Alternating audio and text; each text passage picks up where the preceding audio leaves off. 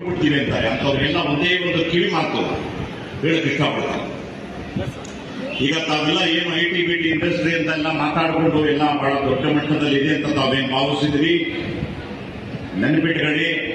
ಇನ್ನು 10 ವರ್ಷಕ್ಕೆ ಅನ್ನೋದು ಏನು ಕೃತಕ ಬುದ್ಧಿಮತ್ತೆ ಅನ್ನೋದು ಏನಿದೆ ಅದು ಇಡೀ ವಿಶ್ವವನ್ನ ಆಳುತ್ತೆ.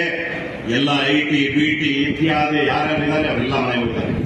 ಕೆಲಸ ಇರಲ್ಲ ಯಾರು, ಮನೆ ಕೂಡ ಹೋಗ್ತಾರೆ ಎಲ್ಲರೂ. ಅವರೆಲ್ಲ ಬಹಳ ಬುದ್ಧಿವಂತರಾಗಿ ಮುಂದೆ ನಮಗೆ ನಾಗತ್ತೆ ಅಂತ ಗೊತ್ತು ಅವರಿಗೆ. ಒಂದು ಅಮಾಯಕ ರೈತರಿಗೆ ನಿಮಗೆ 50 ಲಕ್ಷ ಕೊಡ್ತೀವಿ, 1 ಕೋಟಿ ಕೊಡ್ತೀವಿ ಅಂತ ನಿಮ್ಮ ಮೂಗಿಗೆ ತುಪ್ಪ ಸವರಿ ನಿಮ್ಮ ಜಾಗವನ್ನ ಕಬಳಿಸ್ತಾ ಇದ್ದಾರೆ. ಯಾರಾದರೂ ಕೊಟ್ಟಿರೋದು ಇದ್ದೀರಿ ಅಂದ್ರೆ ನಿಮ್ಮಂತ ನತದೃಷ್ಟರು ಈ ಭೂಮಿ ಮೇಲೆ ಯಾರು ಇಲ್ಲ ಅಂತ ನಾನು ಹೇಳ್ತೀನಿ. ಯಾಕೆ ಅಂತಾನು ಕೂಡ ಹೇಳ್ತೀನಿ.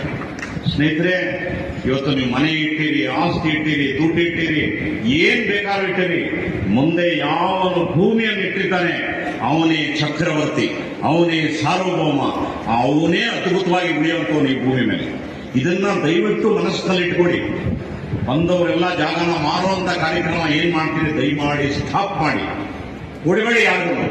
ಯಾರು ಐಟಿ ಬಿಟಿ ಅವರಿಗೆ ಗೊತ್ತಾಗ್ಬಿಟ್ಟಿದೆ ಹೋಗಬೇಡಿ.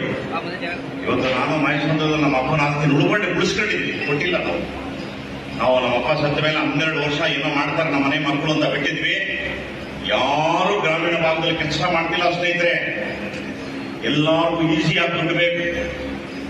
ಎಲ್ಲರೂ ಕೂಡ ಈ ಯಾವುದೋ ನಮ್ಮಂತ MLA MP ಆಗಿದ ತಕ್ಷಣ ಅವ್ರದ ಕಾಂಟ್ರಾಕ್ಟರ್ಗಳಾಗ್ಬಿಡ್ಬೇಕು ಎಲ್ಲರೂ ಹೋಗಿ.